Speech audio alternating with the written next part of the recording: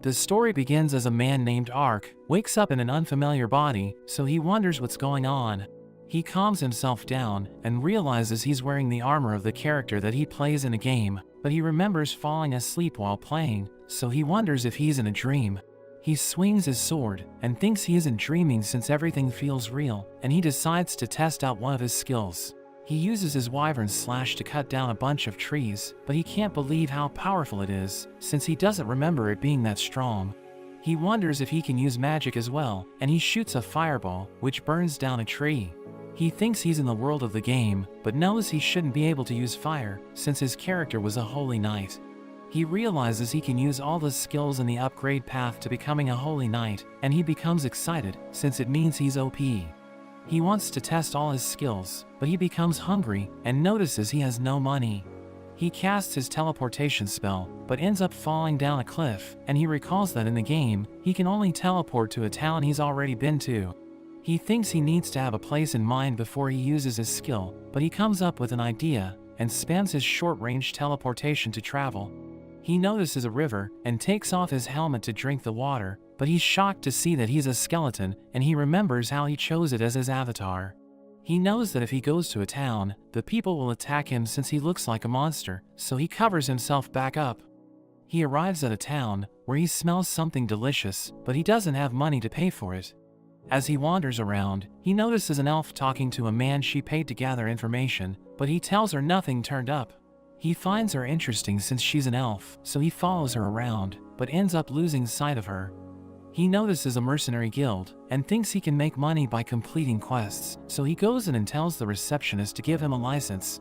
The receptionist thinks he already has a decent job, so he wonders why Ark wants to work as a mercenary, and Ark realizes he needs to act like a knight to avoid suspicion. He deepens his voice and explains that he needs a license for confidential reasons, so the receptionist tells him he must slay 3 monsters, beasts, or bandits to earn it. He also needs to bring back proof that he defeated them, but as he leaves, one of the mercenaries wonders why he's trying to get a license. The receptionist thinks he must need money to treat his sick child, which makes everyone feel sorry for him, so they all hope he succeeds. Ark defeats 2 boars, and we learn that he was looking forward to fighting monsters, but he's disappointed since they don't look like fantasy creatures. He runs into an orc, so he becomes excited, and it prepares to attack him, but he cuts it down in one hit. He starts to head back, but notices a group of bandits harassing a couple of girls, and he thinks he should stop them, but he knows it's harder fighting against actual people. He's worried since he's outnumbered, but he can't stand watching the girls suffer, so he decides to step in. He cuts the bandit leader in half, which scares the others, and they run for their lives, but he uses his wyvern slash to take them out. One of the girls named Rita thanks him for saving them, and she reveals that she's the attendant of the other girl Lauren, who belongs to the Louvière family. Rita asks him if he's a knight, but he tells them to fix their clothes first, and he cleans up the mess caused by the bandits. He burns their bodies, and wonders if he doesn't feel guilty for killing them since they were evil, but he realizes that Rita and Lauren aren't paying attention to him, so he loots the belongings of the bandits. He's excited to go back and eat food, but they ask him to join them as they return home, and they start their journey, but he's embarrassed since Lauren is staring at him. After that, Ark returns to the mercenary guild, where the receptionist is surprised that he has already completed the trial, but he notices that Ark hasn't taken out the runestones of the monsters. He gives him the stones, explaining that they can be used to make magic items and weapons, and he gives him his license. He tells him to check the board if he wants to accept quests, and notes that they don't get big jobs, but Ark is happy since he can finally eat. He heads to his room, and after he enjoys the food he ordered, he looks forward to taking on more quests. We see a woman who prepares food for her family, and she goes to the fields every day in the morning, so her daughter Marsa posts a job to help her pick herbs. Ark accepts the job, and as he arrives at the village, he likes how peaceful it is, and thinks it's the perfect job for him, since he's trying to keep a low profile. He goes to Marsa's house, and knocks on the door, but she freaks out when she sees him. She wonders if she's in trouble, since she can't think of any other reason a knight would come there, but he tells her he came to accept the job she posted. We see that when he decided to take on the job, the receptionist asked him if he was sure, since he could accept big jobs if he teamed up with a mercenary guild. But he didn't want to do it, since he knew it would put attention on him. Marsa asks Ark if he's okay with doing such a small job, so he tells her he enjoys picking herbs, and notes that it's the exact kind of early game quest he should start with, which makes her confused. They immediately set out for the job, and he wonders why she's in a hurry, so she explains that her mother will be home soon, and she doesn't want her to know what she's doing. She notes that after her father left to get milk, her mother has been raising them on her own, and since her father used to pick herbs, she thought about doing it to help out. She just wants to make her mother happy, and he's amazed by how noble she is, because when he was her age, all he did was play video games. As they find a flower, Marcia tells Ark about all the things it can be used for, and he's impressed by how much she knows, so she notes that her father taught her all kinds of things. He suddenly notices something in a nearby bush, so he prepares to fight, but it turns out to be just a squirrel. They notice she's injured, and he tries to help her, but she bites his hand, which scares Marcia. He tells her there's nothing to be afraid of, since the squirrel is the one afraid of them, and he heals her wounds, which amazes Marcia. He's glad the squirrel is okay, and he tells her to go home, but she refuses to leave him. Marcia tells him to give her a name, so he calls her Ponta, and she seems to like it. Meanwhile, a hunter rushes back to the village, and he tells everyone to stay away from the woods, since there are huge monsters in the forest. A man asks Marcia's mother Siona if she sent her daughter on an errand, but she explains that Marcia is supposed to be looking after the house, so he notes that he saw her leaving the village with a knight. Marcia and Ark find a tree, and she's excited since it's in full bloom, but a monster suddenly attacks her. It eats a bird by extending its tongue, and Ark notices Ponta's reaction, which makes him realize it's the one who hurt her. It prepares to smash Marcia to the ground, but Ark saves her, and it attacks with its poisonous breath. He teleports to dodge it, but the monster continues to attack him, so he blocks with his sword and jumps away. He thinks he can win the fight if he's careful, but it uses its special move, which turns everything around it into stone. He blocks it with his holy shield, so it attacks with its breath again, but he reflects it, causing the monster to step back. Ark realizes it's his chance to finish it off, so he makes a magic circle under its feet and summons a lightning blade to cut it in half. Marcia is amazed by how strong Ark is, and notes that everyone in the village will celebrate since he defeated the monster, which scares him because he doesn't want attention. He tells her to keep what happened a secret, and he notices a ring around the monster's ankles, but it suddenly disappears. After that, Ark defeats a fanged boar and takes it back to the village, where he tells everyone he plans to take the fangs and the runestone, and he wishes to give the hide to Marcia. He tells the villagers to share the meat, and Marcia apologizes to her mother, who hugs her and starts to cry. She's just glad Marcia is okay, and asks her why she went to the forest, so Ark tells her it's his fault, since he didn't consult her before he took Marcia out of the village. He tells her not to scold Marcia, since he's never met a child who cares more about their mother, and the villagers ask him if he ran into a monster in the forest. But he tells them he didn't see anything he couldn't deal with, and they think he's lucky the monster didn't see him.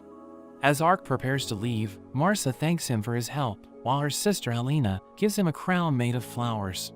At night, a group of men takes down a monster like the one Ark defeated, but 15 of them end up dying.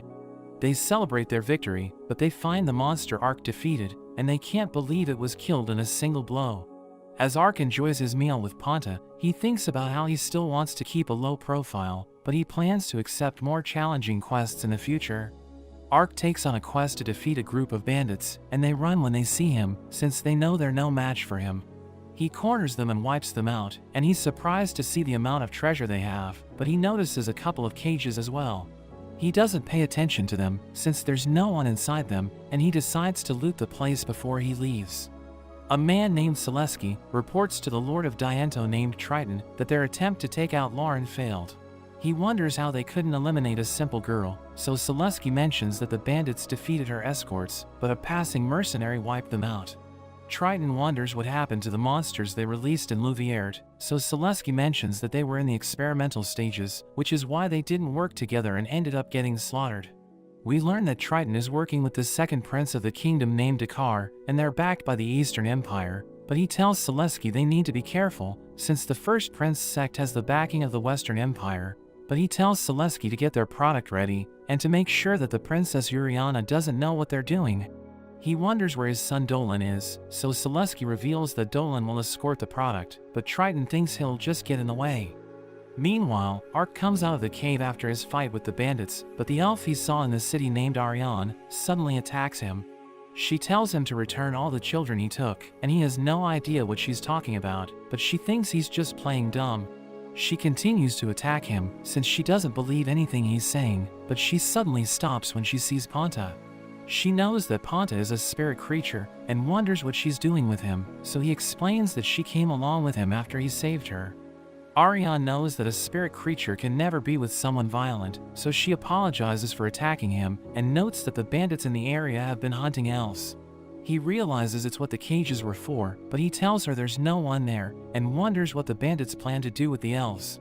She mentions they fetch a high price on the slave market, and thinks he must already know it, but he tells her he had no idea.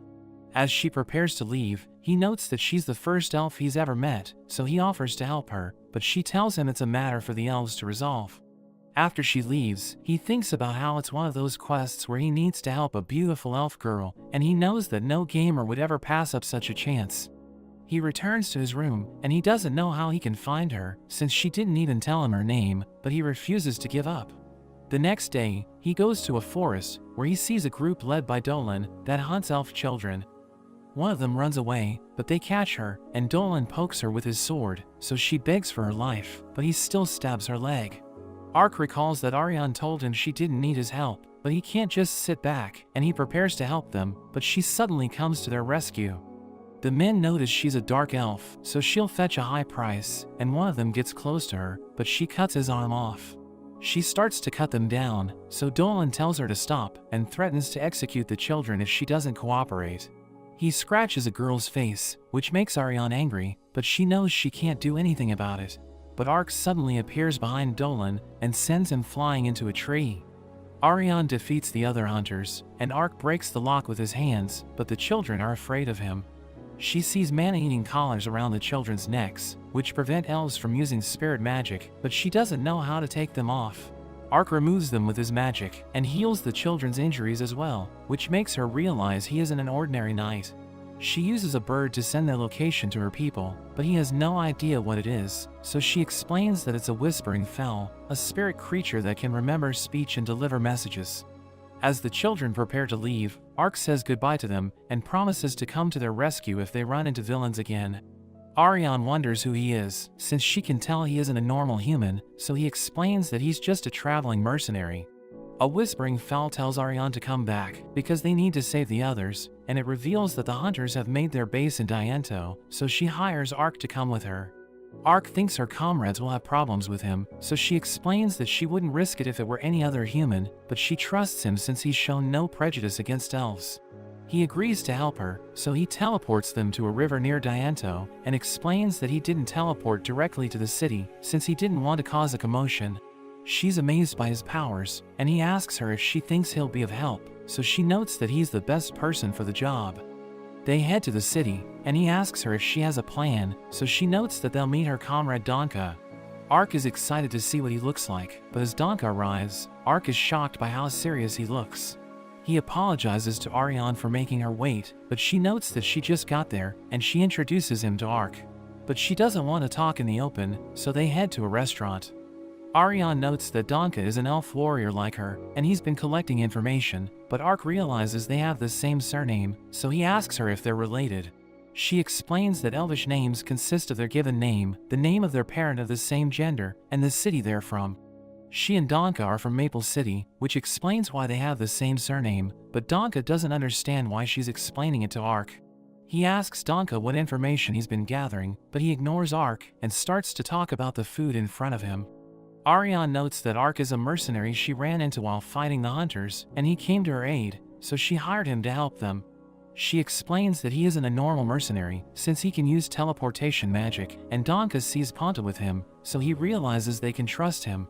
Ariane asks Donka if he found the hunter's base, and he notes that it's near the entertainment district, where they will find the other elves. They will make their move late at night, but they aren't doing anything at the moment, so Ark tells them he'll come back after an hour, since he needs to take care of a few things. After he leaves, Donka asks Ariane why she hired an outsider to help them, so she notes that she would have been captured if it weren't for him. She thinks she has failed as a warrior, because her sister wouldn't have needed help, but he tells her she's strong for her age, and she'll be as strong as her sister if she keeps working hard. Ark sells the stuff he got from the bandits and uses the money to buy food since he couldn't eat in front of the others. Meanwhile, the hunters plan to transport the elves in the morning, but one of the girls notes that someone will come to save them. Ark and the others head to the hunter's base, and Ariane tells him to teleport them to a nearby window. She thinks they should head back first, since the light from the magic circle will alert the hunters, but he tells them not to worry, and uses short-range teleportation without alerting the hunters. Ariane sneaks in through a window, and she gets stuck for a moment, but somehow manages to get in. Ark and Donka teleport inside, which makes her wonder why Ark didn't tell her he could do that, but he tells her not to worry since they didn't look at her. As they look around, they come across a room with bodies, so they realize that someone else has already snuck into the base. Ariane doesn't know what's going on, but she knows they need to find the elves as soon as possible, and they decide to split up. Ark comes across another room filled with dead bodies, and a girl suddenly attacks him, but he's excited to see that she's a ninja. She asks him how he knows that, and he has no idea what to tell her, but she sees that Ponta is with him, so she realizes he isn't a bad person, and apologizes for attacking him. He tells her he came to save the elves, so she notes that he'll find them in the underground prison, and mentions that she didn't find what she came for. She gives him documents that might help him, and gives berries to Ponta, but before she leaves, she tells him 2 elves are also being held at the Lord's Manor. He shows the documents to Ariane and Donka, and they realize it's a contract for buying slaves, but they can't believe Triton is involved in it. She wonders where Ark found it, but he knows that things will get complicated if he tells them about the ninja, so he claims that he captured one of the hunters and made him reveal everything. The hunters find them, so Ariane enchants her sword with flames, and burns them to a crisp. They reach the prison and see the elves behind bars, so Ark uses his strength to set them free, but they're afraid of him, so Ariane assures them that he's a friend. He teleports them to safety, and takes off their collars with his magic, which makes Donka wonder how he can break sealing curses so easily. He decides to take them home, because he knows that Ariane and Ark still need to rescue the other elves, and he tells Ark to take care of Ariane. As they head to Triton's mansion, the kids wonder if they'll be okay, so Donka assures them they'll be able to sneak in, but immediately realizes they've been found. Triton is about to have his way with the elves, but he yells at Dolan for messing up his operation. Ariane and Ark reach the bell tower, but the guards immediately find them, so their plan to sneak in has failed. Ark slashes the bell to create a distraction, and he runs away with Ariane, so the guards split up to look for them. He acts like a statue to hide in plain sight, and the guards don't notice him, but Ariane tells him they need to hurry. Selesky tells Triton about the intruders, and he wonders why they haven't already taken care of it, so Selesky notes that the intruders are too strong for them to handle. Ark and Ariane burst through the door, and Triton isn't afraid of them, but Ariane kicks him in the nuts. Dolan prepares to leave while everyone's distracted, but Ark stops him, so he becomes scared and passes out. Ark finds a hidden room, and tries to tell Ariane about it, but she's too busy with Triton. Ark thinks she's going too far, but she notes that he broke the treaty, so he deserves to be punished, and she tells the elves they can do whatever they like with him. As the guards arrive, Ark tells Ariane to keep them occupied, since he needs to take care of something in the secret room. She enchants her sword with flames, and burns the guards, while Ark steals all the treasure Triton has, but she suddenly appears behind him. She asks him what he's doing, so he explains that he's taking all the money to make sure the hunters can't use it to rebuild their syndicate, and she immediately believes him. They hear explosions around the mansion, and he wonders if she's behind it, but she has no idea what's going on, so he thinks it must be the ninja. Ark teleports away with her, and Ariane gives him his reward for completing the job, but she knows it's nothing compared to the things he got from the secret room. She asks him what his plans are, but he has nothing in mind, so she invites him to come with her to the elf lands. He wonders if the other elves will welcome him, and she notes that she'll introduce him to their elder first, but he doesn't think that would work, since he can never take off his armor. He notes that there's a chance she'll attack him if he shows her his face, but she promises not to do it, so he reveals himself to her. She's shocked by his appearance, and wonders what happened to him, but he can't tell her the truth, so he notes that he might have been cursed. She knows he is an undead, since Ponta accepted him, and he can even cast spells to remove curses. She tells him his secret will be safe with the elves, since he helped save her kind, and she thinks the elder might be able to help him with his curse. The king of Rodin named Carlin wonders what happened in Diento, so Sek notes that he's heard rumors that the elves were behind it. Carlin wonders why he's telling him about rumors, so he explains that Dianto broke their treaty with the elves by capturing and selling their kind, which is why he thinks the rumors might be true. Dakar notes that there's still rumors, and he asks Sect if he has proof, telling him he shouldn't talk about things based on rumors. Carlin calms them down, and mentions that Dakar is right, so they need to investigate the situation. He asks Uriana for advice, so she notes that they should get to the bottom of things and talk with the elves, since people will blame them if they stop their arrangement with the Grand Duchy of Limbolt. Carlin is worried that the other nations will stop giving them the rune stones they need for crop cultivation, so he tells her to go to Limbolt and make arrangements for them to speak with the elves. We return to Ark and Ariane as they try to get out of the forest, and Ark goes ahead to scout the area, but he falls down a cliff. He finds a river, so Ariane collects water while he catches fish for them to eat. At night, a whispering fowl tells Ariane that Donka and the others are on their way to a place called Lalatoya, and she tells Ark they will get there in 2 days. Her stomach starts to grumble, so he realizes she's still hungry and goes to hunt something for her. As he leaves, she stares at Ponta and tries to touch her, and she stops herself since Ponta is asleep, but she still wakes up. Ark comes back with a boar and sees Ponta playing with Ariane, who tries to act like nothing happened, but he teases her about it. A maid named Ferna asks Uriana if something's bothering her, so she notes that she knows Dakar is involved with the elf trade, and she's sure Sect won't stay quiet about it for long.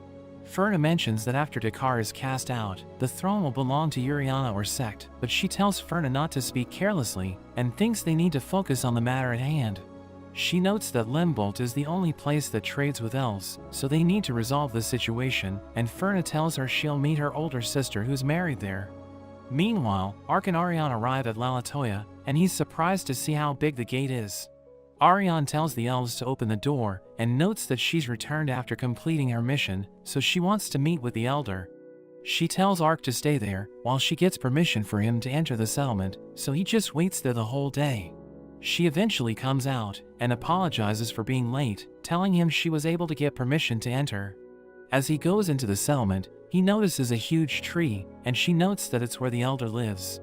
She takes him to the elder Dylan and his wife Glennis, who reveal that they're Ariane's parents, but he can't believe she's the elder's daughter.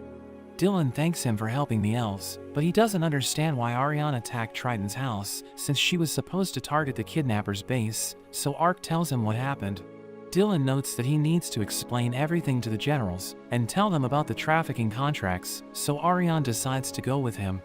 As Glennis serves dinner, they notice Ark is nervous, so Dylan tells him he shouldn't be worried, since they already know about his condition, and they assure him he has nothing to worry about. As Ark wakes up the next day, Glennis mentions that Dylan and Ariane have already left for Maple, and she tells him to wait while she serves breakfast. After that, she shows him around, and he notices a lot of elves, so she explains that they absorbed all the smaller settlements in the area for security purposes. He notices everyone staring at him, and they wonder what a human is doing there, which makes him nervous. A couple of girls he saved from the hunters greet him, and one of them shows him she's completely fine thanks to the wound he healed. He tells them to take care of themselves, and as they leave, he apologizes to Glennis for the delay, but she suddenly asks him to spar with her. Meanwhile, Dylan and Ariane teleport to the elf capital Maple, where the chief elder Brion learns that they have come to report what happened in Dianto. Dylan explains everything to the elders, and one of them thinks breaking a 400-year-old treaty is a justifiable cause for a war, while the others note that they should explain the situation to the Rodin Kingdom. A great elder named Fangus is against the idea because he doesn't think they need to justify themselves, and he mentions that they shouldn't show weakness to anyone. Brion thinks they shouldn't have attacked Triton's house, since it could spark a war, but they must continue their operation to save the elves, and observe how the Rodin Kingdom reacts. In Lalatoya, Ark prepares to spar with Glennis, who reveals that she's the one who taught Ariane how to wield a sword, and she wants to see if he's someone Ariane can rely on. She rushes toward him, so he steps back to dodge her attack, but she quickly gets behind him and knocks him down. She knows he saw her attack coming, but he responded to it like an amateur, so she tells him he needs to dodge attacks with minimal movement. He's excited to keep fighting, since he knows that swordsmanship is important to survive in this world, so he gets up to fight again, but she keeps beating him up. As Ariane and Dylan prepare to leave Maple, she apologizes for causing trouble, but he tells her she did the right thing, since it was the only way to save the elves. He's disappointed they don't have time to meet her sister Eleven, and Ariane wonders if he has any business with her, so he reveals that she's getting married next year. Ariane can't believe her combat-loving sister is about to be married, but she suddenly arrives and hugs Ariane, telling her she skipped her duty just to see her. She sees that Dylan is there as well, but she ignores him and continues to hug Ariane, so he goes ahead without them. Ariane asks her about the man she's getting married to, so she thinks Ariane is jealous since someone is about to take her sister away, and she wonders if Ariane has someone she likes. She assures Eleven there's no one in her life, but Eleven knows she's lying, and notes that anyone who wants to marry her sister must be stronger than her. Ark and Glennis continue to fight, and he teleports behind her, but she still defeats him, and decides to end their session since she needs to start on dinner. She prepares a bath for him, and he offers to pay for it, but she tells him to wash Ponta as payment. As he enjoys the bath, Ariane suddenly appears, but she's surprised to see him there and blows him up. After that, Dylan tells Ark that they plan to investigate the people who captured the elves, and he wants to hire Ark to help rescue their kin. He mentions that they don't have a lot of money, so they can't pay him well, but he can give information that might help him remove his curse. He reveals that there's a spring near the Lord Crown, which can break any curse, but Ark has no idea what it is. Dylan notes that of all the kinds of dragonkin in the world, the Dragon Lords are the greatest among them, and the Lord Crown is a tree that grows where a Dragon Lord makes its home. There are spirits in the Lord Crown that affect its leaves and wood, but since it's in the Dragon Lord's vicinity, anyone who disturbs the spirits suffers greatly. Ariane mentions that it's difficult for a human to get there, but elves might be able to get permission to enter, and she promises to go with him if he heads to the spring, so he agrees to help them. At night, Ark wonders if he really looks like a skeleton because of a curse, even though it was just his avatar in the game. So he tries to use a curse-removing spell on his hand, and he can't believe it actually works. His hand turns back into a skeleton, and even though he keeps using the spell, his hand still doesn't stay in its human form. The next day, Ark and Ariane leave for Olaf, the capital of Roden, since it's where they will find the people mentioned in the contracts. He still keeps thinking about his curse, so she notices something's wrong with him, but he assures her everything is fine. They see a group of giant insects, and he runs as they attack him, but she tells him he's headed the wrong way. After that, they head to a restaurant, and Ariane is surprised that Ark was afraid of the bugs, because most people eat them. She mentions that most people take a carriage and go along the road by the forest to get to Olaf, but they will go through the forest since they need to get there as soon as possible. A woman hears their conversation and warns them against going into the forest since it's filled with haunted wolves, but they still decide to go through it. In Olaf, Uriana leaves for Lembolt, and Ferna asks her if she doesn't want to take guards with her, so she explains that they will slow her down and notes that she needs to get to Lembolt as quickly as possible. The next day, Ark and Ariane continue their journey, and she mentions that a veil made from the haunted wolf's fur is the best for a bride. She notes that her sister is about to be married, but she tells Ark to forget about getting the fur, since they don't have much time. A pack of wolves attacks them, so Ark slashes one of them in half, but it turns out to be an illusion. One of them bites him in the arm, as he recalls that they use illusions to distract their prey, and they're incredibly dangerous since their leader is smart. Ariane hits another one with her fireball, but it also turns out to be an illusion, so she summons earth spikes to impale the wolves attacking her, and one of them turns out to be real. Ark notices their leader, so he teleports behind it and slashes it with his sword, but it jumps out of the way, and he notices it has the same ring around its ankles as the monsters he previously fought. It attacks him from behind, but he burns it with fire magic and cuts the ring, which makes it come back to its senses, so it calls back the other wolves and leaves. Ark tells Ariane about the rings, and she wonders if it's the reason monsters have been appearing at strange places, but he tells her he isn't sure. She tells him to give her a moment, because even though they don't have much time, she thinks it would be a waste not to get the wolf's fur. Meanwhile, Ferna asks Uriana if something's wrong with her, and she notes that she's worried, because Dakar is involved in the elf slave trade. Sect won't stay quiet for long, so she just hopes there isn't too much trouble, but they suddenly get attacked. Ark thinks about how even though he has a lot of skills in magic, they aren't of any help if he can't use them, so he plans to ask Ariane to train him. Ponta suddenly notices something and runs away, which makes Ark realize that something's wrong, so he tells Ariane to stay there while he finds out what's going on. Ferna prepares to fight anyone who enters their carriage, but she suddenly gets cut, and Uriana gets stabbed as well. The assassins plan to make it look like it was the work of bandits, but Ark suddenly arrives with Ponta, and they think they need to get rid of him since he saw everything. He checks up on Uriana while they attack him with their magic, but he isn't bothered by them.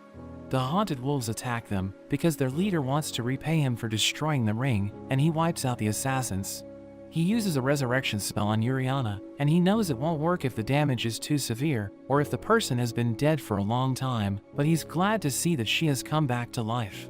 He revives Ferna and the other guards as well, and as Uriana opens her eyes, she thinks he must be an angel.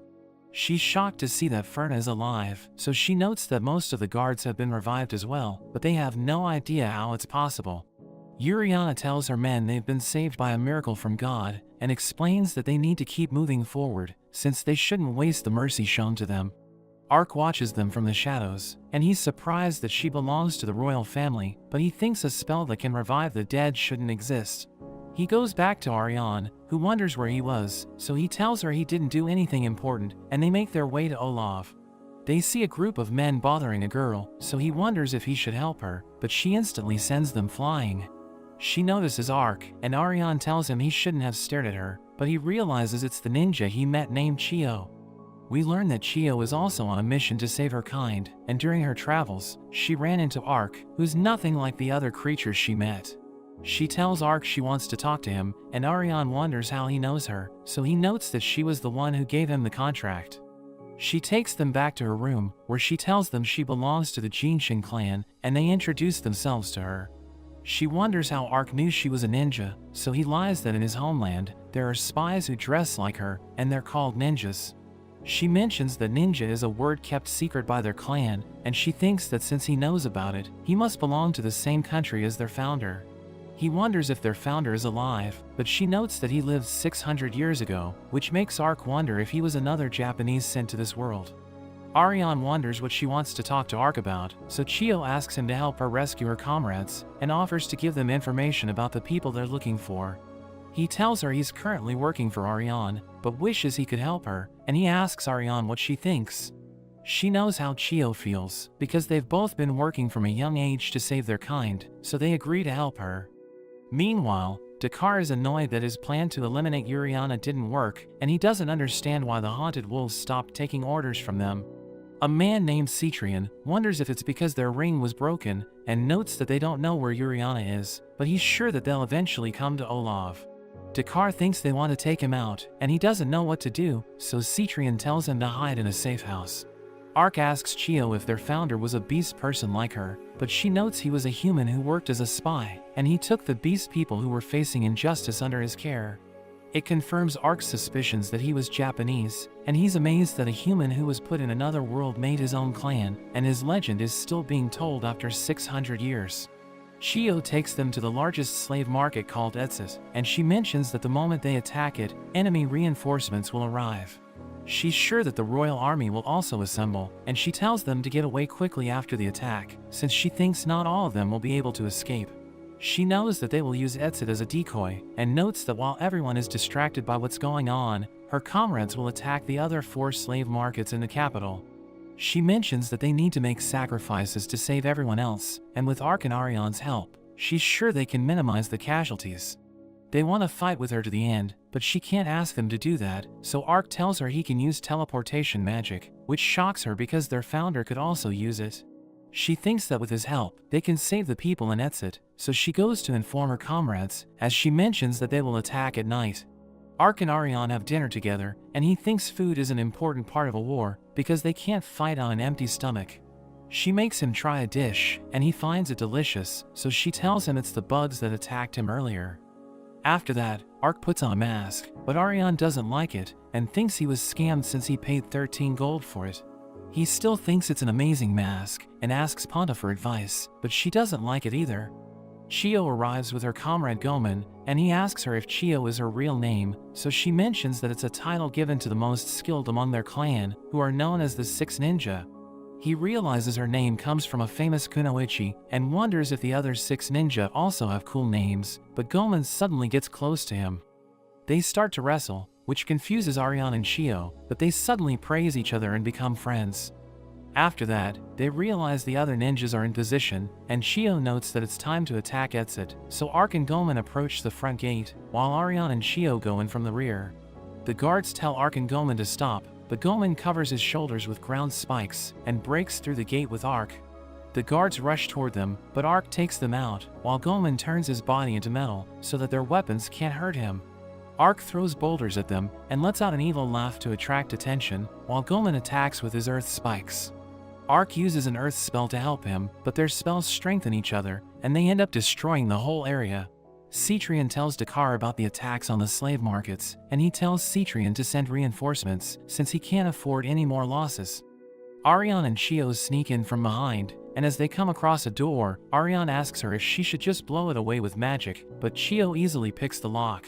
The guards find them, so Shio summons her water beasts to attack them, while Ariane finishes them off.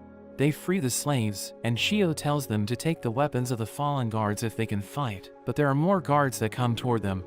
Ariane fights them head-on, and tells Shio to free the other slaves while she holds them back. Meanwhile, Ark gets up from under the debris, and he wonders if Gomen is okay, so he notes that he didn't get hurt since he turned his body to steel.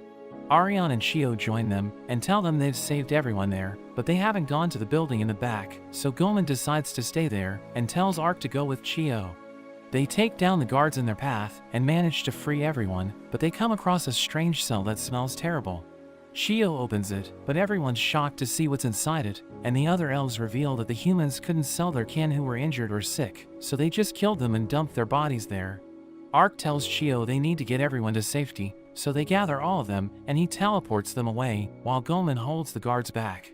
Ark returns to help Gomen, and he summons earth spikes to attack the guard, while Gomen smashes the ground. They join the others, and bring all the bodies, as Shio vows to get stronger so that no one suffers like them again. Dakar is annoyed since he doesn't know what's happening in Exit, and he prepares to go there to check it out, but Cetrion suddenly stabs him. Sect praises Cetrion for doing his part, and Cetrion notes that when he heard beast persons had infiltrated the castle, he knew it was the perfect chance to carry out their plan.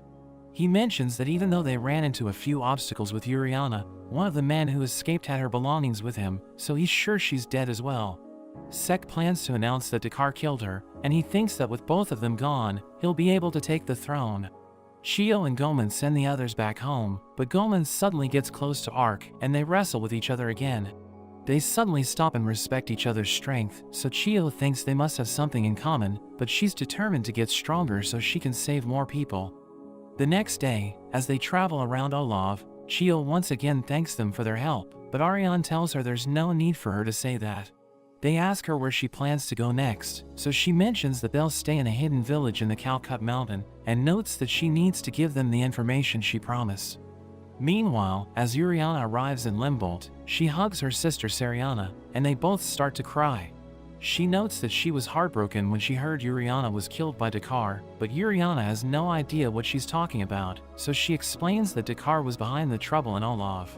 Cetrion killed him because of it, and Seriana reveals that when he was killed, he had Yuriana's necklace with him, but she wonders if Sect is the one behind everything. Seriana is just glad she's okay, and thinks they should tell their father she's still alive, but she plans to keep it a secret. She thinks Sect won't do anything for a while, since there's no one standing in his way, so she has a lot of time to carry out her duty, and she asks Seriana to help her talk to the elves. Ariane sends a whispering fowl to report everything to Donka, and we learn that Shio told them the elf slaves have been taken to the Holy East Empire Revlon.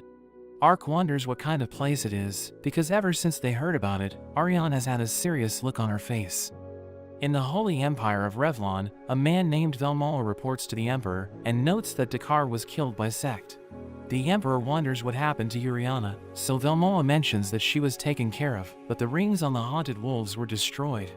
The Emperor thinks Sect must have killed her, because it was the perfect chance to pin the blame on Dakar, and he asks Velmoa about a man named Fumba.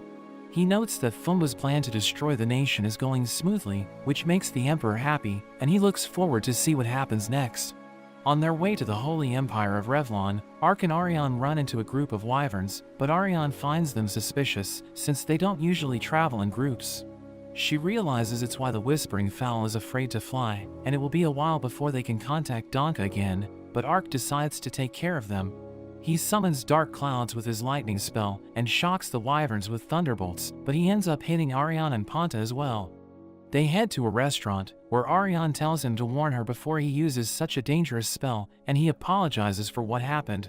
They talk about what they'll do next, but he asks her if something's bothering her, since he thinks she's hesitant about going to Revlon. She explains that unlike Rodin, elf slave trading isn't illegal in Revlon, which will cause problems for her since she's an elf, and she adds that being in a town near the border makes her nervous. They're interrupted by a man named Karsi, who learns that Ark summoned the lightning in the desert, but Ariane suddenly covers his face. She scolds him for showing his ears in a human town, but everyone in the restaurant treats him normally, so she's confused. He reveals that he moved there 10 years ago, and thinks the elves might be able to coexist with humans, since everyone in the town treats him well.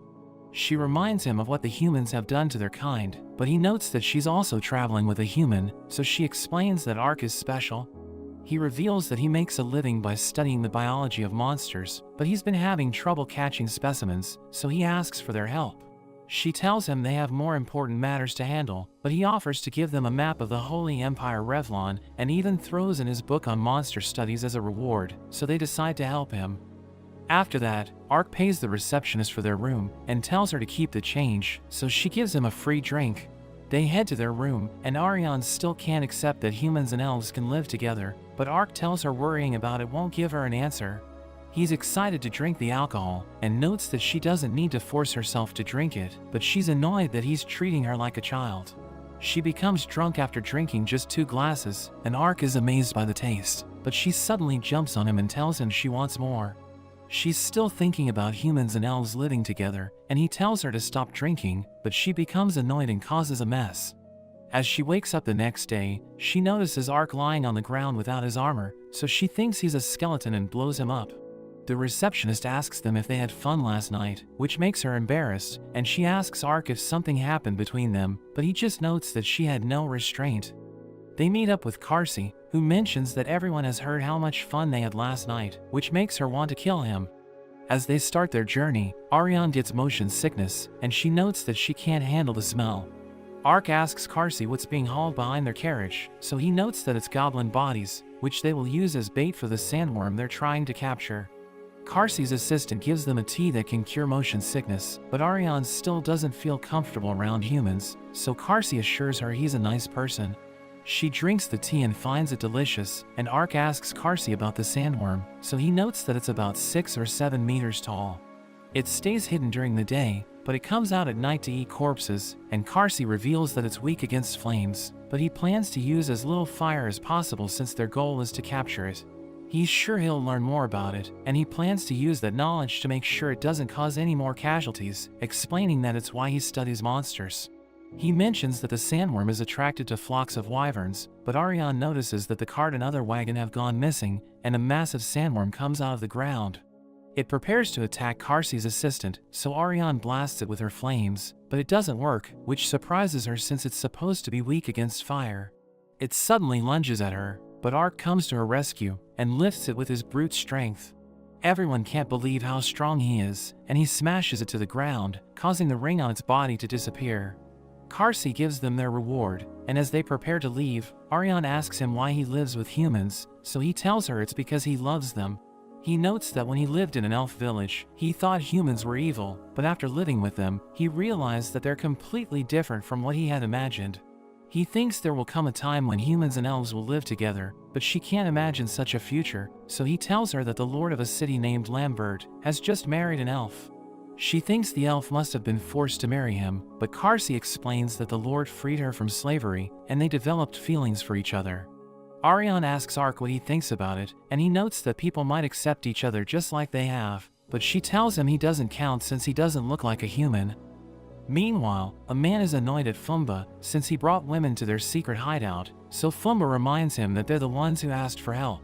The man asks him about his plan, so he shows him the monsters he's gathered, and uses one of the women to feed them. Ariane and Ark arrive near the border of Revlon, since they heard it's where the elves are being held, but they're surprised by how tight the security is. They decide to split up, and when Ark asks around, he learns that there have been strange noises coming from a fortress at night. People have started going missing, and monsters have appeared near the city's borders, so he thinks its security isn't as tight as it seems. As he prepares to meet up with Ariane, he hears a woman screaming since she's being harassed by a group of men, so he comes to her rescue. He grabs one of them, so the others rush toward him, but he just flicks their heads to knock them out. The girl hugs Ark, but Ariane suddenly arrives and wonders who the girl is, so he explains that he just saved her. Ariane doesn't like her being that close to him and sees that she has no injuries, so Ariane tells her to go home. She becomes scared and runs away, and Ark asks Ariane why she seems upset, but she tells him she's fine. Meanwhile, the men who were defeated report to Fumba, and they blame each other for their failure, but he explains that he doesn't care and allows his monster to eat them. At night, Ariane and Ark decide to infiltrate the fortress since she found out the elves were brought there 4 months ago. He's impressed that she got that information, so she explains that she had someone help her while he was busy saving girls on the streets. He laughs and asks her about her informant, but she refuses to answer him and walks away. As they sneak into the fortress, they're surprised to see that no one's there, and Ariane thinks it's too quiet. They run into a couple of guards, so Ponta approaches them, and Ariane and Ark knock them out while they're distracted. She tries to open a door, and notes that it's too heavy for her, but Ark easily slides it open. They find an underground prison, and they run into Fumba, who finds Ariane attractive, so he wants to turn her into his woman. She suddenly attacks Ark, who wonders what Fumba has done to her, but she just smashes him to the ground. Fumba realizes she's a dark elf, so he thinks he hit the jackpot, and tells her to eliminate Ark. He knows something's wrong with her, so he tries using his curse removal, but it doesn't work, and she continues to attack him. Ariane wakes up in front of Elevin, who tells her she's weak, so she needs to get stronger, and she tells her to prove her strength. Ark continues to use his curse-removing spell on her, but it still doesn't work, and she knocks him down. He notices a monster hiding in her clothes, and he realizes it's showing her an illusion, so Ponta draws it out, and he burns it with his magic. Fumba reveals that he can make monsters do anything he wants, and Ark notices that he has the rings he's been seeing on the monsters. Fumba calls one of his beasts, but Ark asks him about the elves who were brought there, so he notes that most of them were used by the Empire in magic experiments, while he took care of the rest. He notes that the last one wanted to kill him, but he fed them to his monster, which makes Ark angry. He cuts off the monster's head, and notes that even though he has seen all kinds of bad things in this world, he's been able to remain calm, but he can't stand how evil Fumba is. Fumba continues to attack him with monsters, so he cuts them up and smashes one of them into a wall with his shield. A monster manages to grab him, but he cuts its arms off, and Fumba is amazed by his strength. He mentions that Ariane is in danger, and we see that a monster is about to crush her, but Chio suddenly arrives to save her and traps it in a water bubble. Fumba notes that he still has plenty of monsters, but Chio reveals that her comrades have already defeated all of them, which makes him angry since he put a lot of effort into them. The ground suddenly starts to shake as his strongest monster finally awakens from its slumber, and he takes the chance to run. Chio stops Ark from following him and reminds him that they need to get Ariane to safety, so he teleports them outside. The monster emerges from the ground, and Ark realizes it's a Hydra, a top-tier monster that has mastery over the highest level of water magic. Chio can't believe a human is controlling such a monster and thinks they should retreat, since they need to prepare before they fight it, but it suddenly fires a water blast at them. Fumba thinks it's all over for them and remembers the time he was annoyed at his clan's elders because they refused to acknowledge his strength. He went to meet the Emperor, who told him he won't care about anything Fumba does as long as it benefits the Empire. He thinks he won't lose to anyone with the Hydra by his side, and he orders it to eat everyone in the city since he knows it's hungry.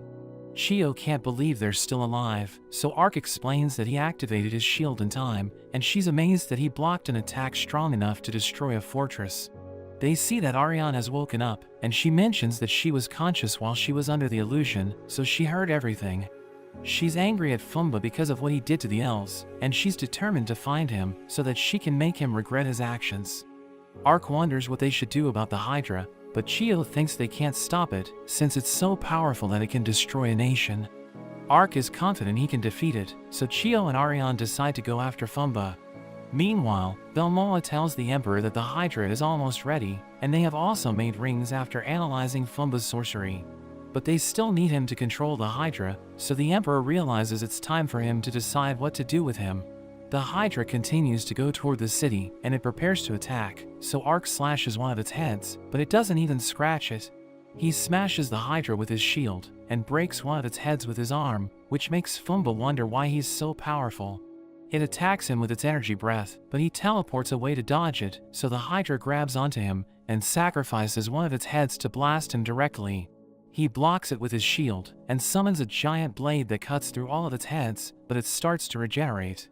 He gets away from it, and plans to use a spell he has never used before, but it's so powerful that he can only maintain it for a few minutes. He summons the infernal demon Ifrit, and Fumba prepares to command the Hydra to take it on, but Ariane and Chio find him. Ariane shoots a fireball at him, but he gets out of the way, and tells her not to be cocky, since she has already seen how powerful his Hydra is. She notes that even though the Hydra is powerful, he's still weak, because the strong don't hesitate to fight for the weak. He becomes angry and takes out his whip, and he attacks her with the same monsters that trapped her in an illusion, but she cuts them up. He prepares to use the Hydra against her, but Chio cuts his back, and she realizes he uses the writing on his back to control the monsters. But since it's been scratched, he can no longer control the Hydra. He tells them not to blame him for anything that happens, since the Hydra won't stop until it devours everyone in the city, but Ariane is sure nothing will happen as long as Ark is there. As she enchants her sword with fire, Fumba notes that he was just following the Emperor's orders, and he apologizes for what he did to the elves. But she refuses to forgive him, and she burns him to ash. Ifrit charges at the Hydra and rips off two of its heads, so it tries to fight back, but Ifrit overpowers it and sends it flying. It prepares to retreat, but Ark lifts it and throws it to the sky, while Ifrit unleashes its fire breath to finish it off. He talks to Ariane and Chio, who ask him about Ifrit, so he explains that it's a creature from another dimension, which will disappear in a minute. They tell him it looks amazing, but they suddenly get a whispering foul from Donka, which tells them Yuriana has met with Fangus.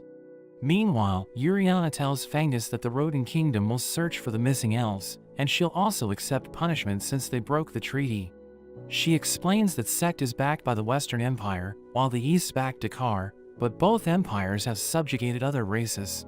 She notes that if they take control of the throne, it will cause more problems for the elves, so she asks for his help to make sure that she's the one who succeeds to the throne. She promises to protect them if the Revlon Empire attacks them in exchange, so he accepts her offer and hopes the humans and elves will coexist in the future. She tells him about the Lord of Lambert, who married an elf, and she thinks the time for their coexistence is already at hand. Ariane is happy that the humans have decided to help them, but she doesn't understand why they would do that, and she feels like the world has changed since she met Ark, so he laughs and tells her she has a vivid imagination, which makes her flustered. Cetrian reports to Sect that Yuriana is still alive, and her negotiations with the elves have succeeded, so he thinks someone working for him must have sided with her, but he isn't bothered by it. Vilmola tells the Emperor that the Hydra and Fumba have been eliminated, and he thinks it doesn't matter, since the rings have already proved their usefulness, but he wonders who defeated the Hydra. Ark notes that since the mission is over, he will quietly continue his adventures, but they don't understand how he could say that after what he just did. He removes his helmet, and Chio becomes scared, since she has never seen him without his helmet before. Ariane mentions that after they return to Lalatoya, she'll take him to the Lord Crown to break his curse, which surprises him since he already forgot about it. He tells Chio he wants to visit her ninja village as well, so she notes that she'll be happy to take him there, but she's still afraid of him. We see a group of girls being chased by orcs, and two of them get cornered, so they cry for help. A man appears before them, and they think that he's there to help, but he reveals that the orcs actually work for him. He grabs one of them by her face, and plans to have his way with her before he sells her off, but Ark suddenly comes to their rescue. He hits the man and sends him flying into the sky, but the orcs continue to chase the other girls, so Ariane and her friends jump into action. Ariane enchants her sword with flames, and burns the orcs in her way, while Chio creates water tornadoes to attack them. Ark summons lightning to wipe them out, and his spell is so powerful that it leaves a massive crater, but Ariane reminds him that he isn't supposed to be attracting attention.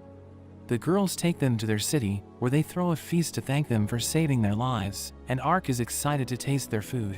But Ariane asks him if it's okay for him to eat in front of them, so he realizes he almost screwed up. He tells them he'll take a bath first, and asks them to bring the food to his room, so they wonder what's wrong with him, but Ariane tells them not to worry since he's just shy. She's surprised that everyone's treating her and Chio like normal people, since they aren't humans, so the hosts tell her they aren't so different from the rest of them. Ark enjoys the bath, but Ariane and Chio see him, and they immediately attack him since he's in the women's room. They can't believe he mistook the room for the men's bath, and Ariane wonders if he has time to waste in such a place, since he's supposed to be looking for the spring that will turn him back into a human. Chio notes that they have been going in the opposite direction, since Ark has been doing quests to help people in need, and they somehow ended up in the town, even though it isn't part of their plan. Ariane apologizes to Chio, because they have been dragging her around with them, but she doesn't mind it, and explains that she likes Ark since he's always helping people. Chio reveals that the spring is near a lost Inkishan clan temple, which she was ordered to find, and she notes that it's a legendary place where the founder of her clan used to live. Chio praises Ariane's skin, and they start to tease each other, but Ark thinks they need to make sure they don't take any more detours, since Chio needs to complete her mission. The next day, the people see Ark and his friends walking around the city, but they suddenly hide in their homes, so Ariane thinks something strange is going on. A kid runs to his mother, but he trips and falls, so Ark asks him if he's okay, but his mother begs Ark to spare him. He heals the kid's wound, so they realize he isn't a threat, and they show him the wanted posters of a knight and an elf, who look similar to Ark and Ariane. The mother explains that they're notorious kidnappers, and Ark is surprised that someone is impersonating him, even though he tried to make sure he didn't get any attention. But Ariane tells him to stop being impressed, and notes that they should make the imposters pay. After that, Ariane and Chio walk through the forest to lure out the imposters. They notice someone is following them, but Chio tells her to pretend she doesn't notice anything, and as they continue to walk forward, the imposters suddenly get in their way. Chio screams and runs away, and Ariane wonders why they aren't fighting, so Chio explains that they need to make the imposters take them back to their lair, since they need to rescue the people that were kidnapped. The imposters block their path, and they get surrounded, so Chio begs them to spare their lives, and Ariane is impressed by her acting. The other kidnappers come out of hiding, and they take Ariane and Chio to see their boss, but one of them starts to harass Ariane. Chio tells her to restrain herself, but she realizes her imposter is a man, so she becomes even more annoyed, but she manages to stay calm until they reach the hideout. At Lembolt, Seriana asks Uriana if she's sure about meeting Sect, since they know he's dangerous, but she thinks he won't try anything since Fangus is backing her. We return to the kidnappers, as they take Ariane and Chio to their boss, who turns out to be Dolan. Ark teleports in front of him, and he freaks out since he remembers who they are. Ark sees the kidnapper who's impersonating him, but he doesn't think there's any resemblance between them. They start to take out the bandits, and Ariane's imposter uses his flame sword to burn her, but she easily stops his attack, and shows him what real fire magic is like. Ark's imposter hits him in the head, but it has no effect, so he becomes scared and runs away, but Ark cuts him with his wyvern slash and destroys his armor. Dolan tries to get away, so Ariane and Ark follow him, while Chio stays back to free the captives. They catch up to him, but he notes that he isn't the same boy as before, and reveals that he lured them there to deal with them once and for all. He uses an item to control a horde of goblins, and they attack Ark and Ariane, who easily cut them down. Dolan tells them they're no match for his minions, but Ariane jumps toward him and slices off his clothes, so he starts begging for mercy, but she kicks him in the nuts. Ark kills the Goblin Lord in one hit, and he impales the rest of the goblins with his earth magic.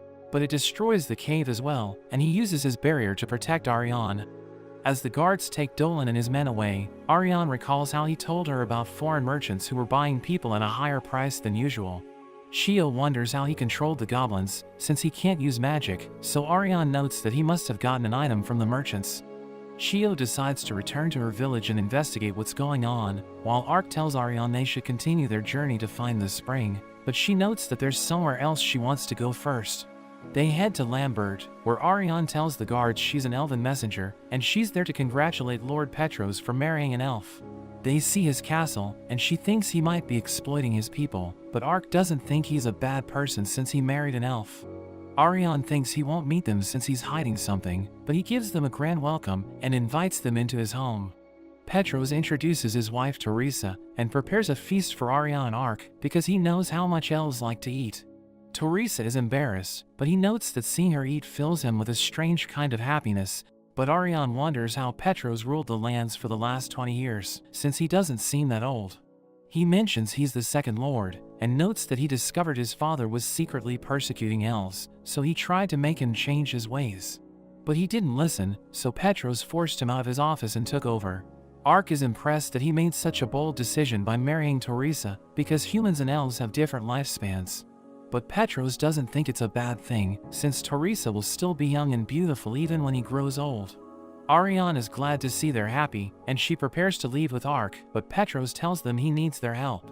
He asks them to protect Teresa, because there have been multiple attempts on her life, and he reveals that it started a week ago, when she found a snake in her bed. She survived the assassination attempt, but after 2 days, the food tester was poisoned when she ate her food.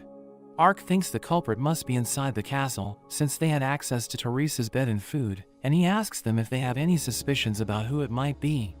Petros mentions most of the people there are against Teresa, since they served his father, but he can't just eliminate everyone, because their families will struggle without them. Ariane warns him that his mercy will get him killed, and Ark decides to accept his request, telling her they need to come up with a plan. At night, Ark enjoys his food, and notes that Petros and Teresa seem to have good morals. Ariane thinks they can change society for the better, which is why she wants to help them, and she notes that they should start by gathering information. She promises to guard the couple, while Ark looks into anyone suspicious, and he decides to go with her plan. After 3 days, Ark notes that he started his investigation, but he didn't find anything. He saw a suspicious guard in the bedroom and approached him to see what he was writing in his notebook. But it turned out to be just a love letter, because seeing Petros and Teresa had encouraged him to confess his feelings to the girl he loves. After that, Ark saw another suspicious person, who left the castle immediately after his shift was over. He went into an apothecary shop, so he waited for him to leave, and asked the shopkeeper what the man was looking for. The shopkeeper mentioned the man wanted to know where to find poisonous plants, so Ark catches him collecting them, but he explained that he's trying to make an antidote, since he needs to make sure they can treat Teresa if she's poisoned. Ark mentions they saw a strange bird on their way back, and Ariane remembers there was an empty bird cage in the castle garden, where Petros' father kept a cockatoo, but it flew away. Ariane notes that they still haven't investigated Petros' father, and Ark thinks he won't slip up even if they look into him, but she mentions she has a plan. We see that Petros' father is annoyed, since he's confined to a single room, and he blames Teresa for everything that has happened to him, because she's the one controlling Petros. Ariane delivers a huge box to his room, and he tells her to take it somewhere else, but she just leaves it there. As he opens the box, he sees Ark sitting on a chair, but he thinks it's just a skeleton. He thinks about burning it and throwing it out the window, but decides not to do it, since he won't be there for much longer. At night, the cockatoo visits him, and he tells that they will make their move the next day, because he knows Petros and Teresa will visit his wife's grave. We see Petros with Teresa, as they ride a small carriage to visit his mother's grave, but they're suddenly attacked by a group of bandits, so Ark comes to their rescue. He sends one of the bandits flying, but the others ignore him, because their main target is Teresa. They rush toward her, but it turns out to be Ariane in disguise, and she burns them with her fire magic, while Ark uses his judgment skill to take them out. She asks Petros where Teresa is, and he mentions she's on the northern edge of the forest with the food tester Rovlis, who saved her life when she tested the dish that was poisoned. Ariane recalls that the poisonous plants are found in that area, and the cockatoo was also sighted there, so she realizes Rovlis is the assassin. We cut to Teresa, as she prepares to drink Rovlis's tea, but Ark and Ariane suddenly break in through the roof. Ariane pours the tea into a plant, which instantly withers, so everyone realizes it was poisoned. She mentions Rovlis is the one behind the assassination attempts, and notes that when she failed to eliminate Teresa with the venomous snake, she faked being poisoned to gain everyone's trust. She runs away, but they corner her at the edge of a cliff, and she notes that she'll never accept a marriage between an elf and a human. She jumps off, because she refuses to keep living in shame, but Ark saves her, because he wants her to live to see the upcoming era. Petros thanks them for their help, and Ariane asks Teresa if she's okay, because being betrayed must have hurt her, but she notes that she'll continue to work for a future, where elves and humans can live together. Ark mentions they were able to save Teresa since Ariane was a good detective, and he feels bad for Petros, because he needs to punish his father once again. They get a message from Donka, telling them to go to a city called Hoban, because someone there has been kidnapping people regardless of their species. We see a crowd gathering around a girl named Shia, who plays her flute, while her brother climbs a clock tower.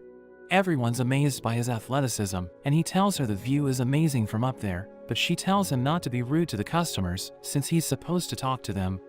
Meanwhile, Ark and Ariane go to Hoban, where he's surprised to see that elves can walk in the open without being harassed, and she mentions it's all thanks to Uriana. She's surprised to see the number of people in the city, and he notes that the kidnappers will be among them as well, but she tells him they should rest for the day to recover from their journey. They head to a restaurant, where Ariane explains that they won't be able to gather information, since there are a lot of people there. Ark is shocked to see she's drunk, which makes him realize the food he ordered was seasoned in alcohol, and even Ponta gets drunk after she takes a bite. Ariane continues to eat, but he knows she'll cause trouble if she gets even more drunk, so he tries to eat more of the food. She tells him to stop hogging everything, but he refuses to listen to her, and she ends up attacking him with her magic. The next day, they go around the city to gather information, and Ark comes across a man who's selling girls, so he beats him up. He meets up with Ariane, but both of them didn't find any useful information, and she doesn't understand why she has a headache, since she didn't drink anything.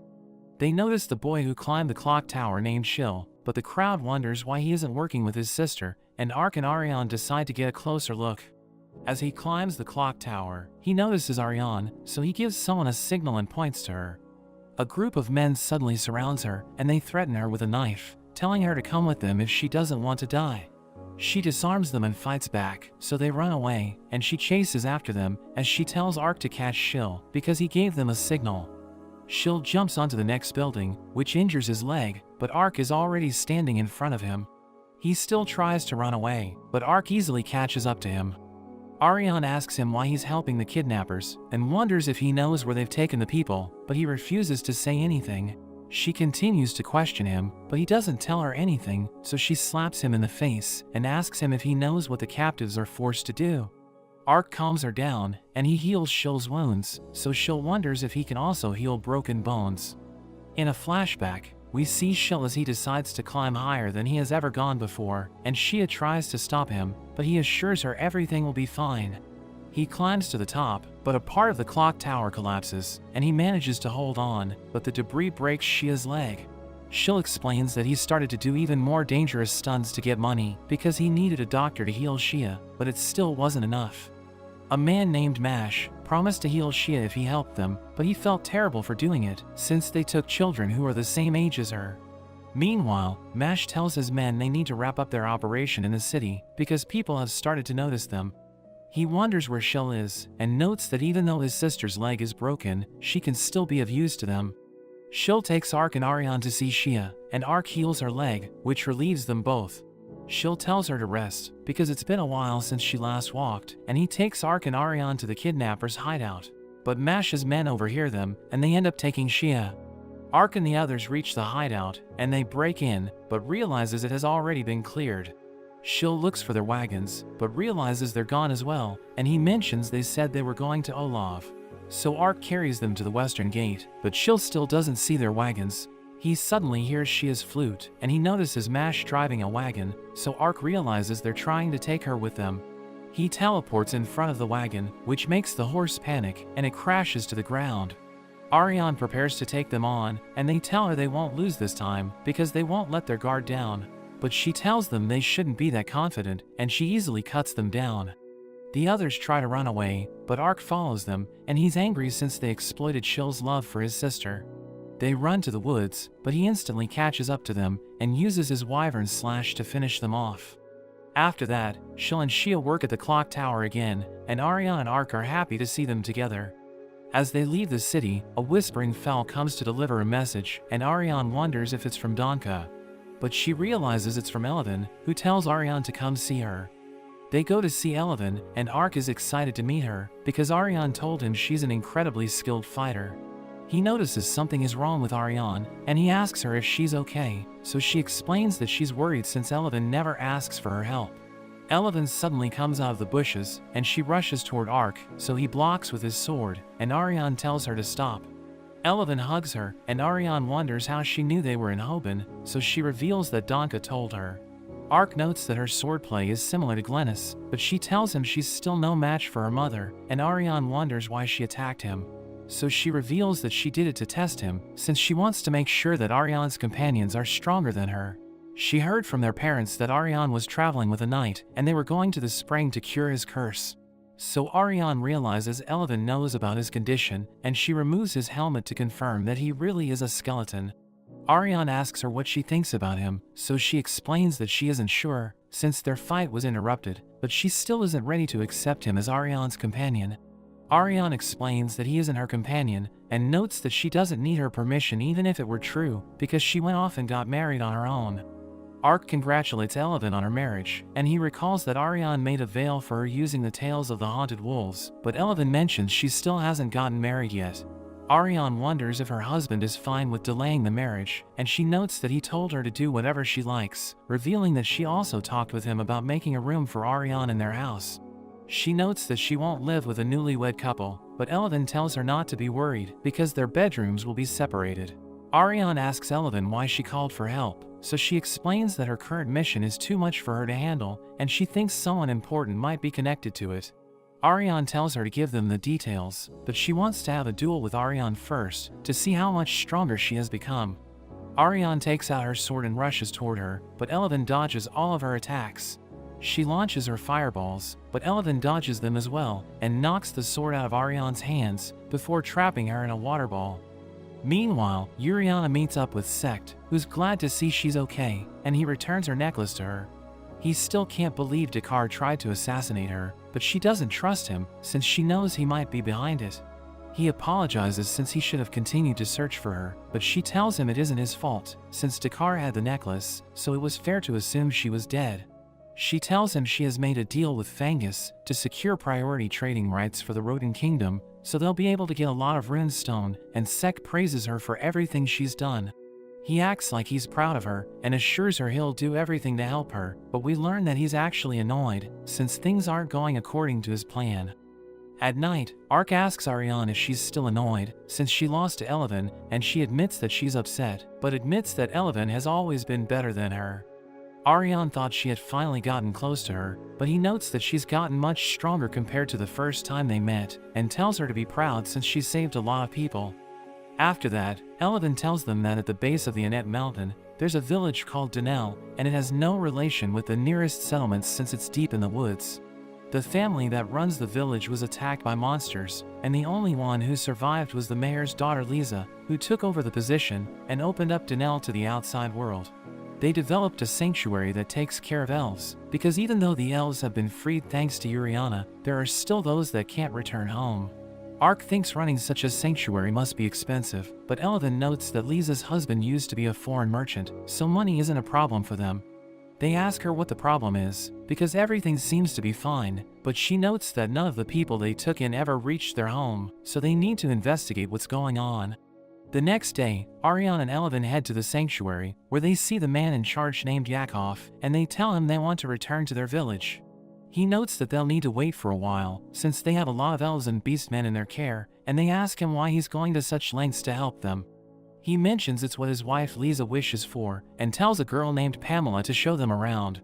A man named Bart greets them as well, and Pamela mentions he's her fiancé, revealing that they met in the mansion where they were both slaves. She takes them to the dining halls, where they see a couple of elves, who mention that Lisa used to help elves and beastmen even before Yuriana did anything. Ariane wants to meet her, but they reveal that she has been missing for a while, and note that there are a lot of humans who don't approve of helping elves, so there's a chance they did something to her. They mention there are people who have seen her ghost in front of her room, and Pamela notes that she felt something strange going on there.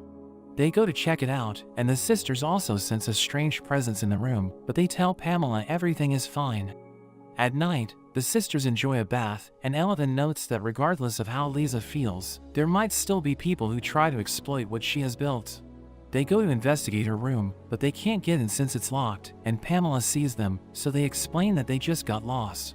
She takes them back to their room, and Ariane wonders what they should do next, so Elevin notes that they need to call Ark.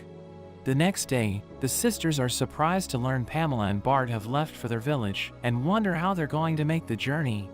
The other elves tell them no one knows about it for security purposes, since the other countries aren't kind to elves. At night, the sisters meet up with Ark, and Elevin is amazed to see that he can use short-distance teleportation. He teleports them to Lisa's room, where they find a secret door, and as they open it, a strange mist suddenly fills the room. He doesn't understand what's going on, since he can't see anything, so they mention it's the taint of the dead, which is only visible to the elves. As they go inside, Ponta senses something ahead, and a group of skeletons suddenly rushes toward them. Ark uses his earth magic to deal with them, but it causes the ground to split open, and they all end up falling through. We cut to Yakov, who tells his master Baltord that elvish warriors have entered their hideout, but he tells him not to worry, since he'll take care of everything. We see that Chio saved Ariane, and she reveals that her clan found the sanctuary suspicious, so she was sent there to infiltrate it. As they walk around the cave, she reveals that she gathered information in her village, and learned that there are others who control monsters to kidnap people. Their victims were sent to the cave, and she explains that she finds Yakov suspicious, since nobody knows where he came from. Meanwhile, Uriana reads a letter from Fangus, and learns that the elves released by their masters were all kidnapped by a certain group. She tells Ferna about the Hilk Order, which seems to be an organized religion, but they persecute elves and beastmen, since they consider them inferior to humans. Eladin scolds Ark for using earth magic in a confined space, but wonders why the cave is filled with skeletons, and they decide to look around. They stop as they see countless slaves working in a mine, and she realizes they're gathering rune stones, but Ark knows nothing about the stones. So she takes one of them, and tells him to try setting it on fire. It instantly strengthens his flames, and she explains that rune stones are used as fuel, so they're worth a lot of money. She notices Bart and Pamela working in the mine, but the ceiling suddenly collapses, and Bart is crushed by the rocks. Pamela rushes to his side, but the overseers pull her away, and they think he won't survive, so they order one of the slaves to take him to the lab. Ark and Eladin also go to the lab, but they realize it's full of bodies, and Ariane and Chio also join them. They wonder if the place is a morgue, so Ark notes that the overseers called it a lab, but he realizes Bart is still alive. His friends tell him there are other survivors, so he uses his magic to heal them, and they immediately recover. They thank him for saving their lives, and reveal that Yakov tricked them, but the dead bodies suddenly start to move. Bart explains that Yakov worked the slaves to death, so that he could raise them as his undead minions, and he suddenly appears before them, revealing that he's the one behind everything. He explains that Lisa's family secretly owned the mine for generations, and made a fortune by smuggling rune stones, but his master learned about it and ordered him to secure it. He knew Lisa was a sheltered country girl, so he used her to find the mine and murdered her father, before marrying her to receive her family's wealth. Ark and his friends realize he's a monster, and they ask him about his master, but he refuses to mention his name, and orders his minions to attack them. Chio summons a water shuriken to knock them down, while Eladin creates a tornado to send them flying, and Ariane uses her magic to turn them to dust. Yakov's guards freak out and run away, but Ark sends them flying into the wall, which breaks from the impact. Everyone sees Lisa's remains, but Yakov isn't surprised to see her there, and reveals that he threw her down a pit to get rid of her. He summons his strongest minion, and the cave starts to collapse, so everyone runs to the surface. A giant golem emerges from the ground, so the sisters blast it with their magic, while Ark summons his lightning blade to finish it off. But it doesn't work, and Yakov orders the golem to burn the mansion. Chio notes that everyone in the mines has been evacuated, so Ariane tells Ark to lure the golem to the runestones, and he agrees to her plan since he knows what she's up to. Eladin and Chio use their water magic to extinguish the flames, while Ark leads the golem to the runestones, and summons his earth spikes to keep it in place. It falls into the mine, so Ark and Ariane follow up with their fire magic, and the runestones cause a massive explosion. Ark takes Ariane to safety, and they think the fight is over, but the golem suddenly gets back up. Yakov orders it to attack, but he realizes Lisa is controlling it, and she ends up crushing him. Meanwhile, in the Holy Hilt Kingdom, a man named Palumo reports that Baltord has lost the mining operation in Rodin, but their lord Thanatos notes that it won't affect their plan, and he orders Palumo to start their operation. The elves and beastmen thank Ark's group for everything, and after they part ways, Ark and his friends talk about what happened, wondering if they'll find Yakov's master. Eladin explains that she needs to complete another mission, and she prepares to leave, but Ariane asks her what she thinks of Ark. She explains that she isn't sure because their fight was interrupted, but as she walks off, she knows that he held back against her, and thinks he would have destroyed her if he had fought for real. But that's where this video ends. Remember to like and subscribe to the channel. Thanks for watching, and I'll see you next time.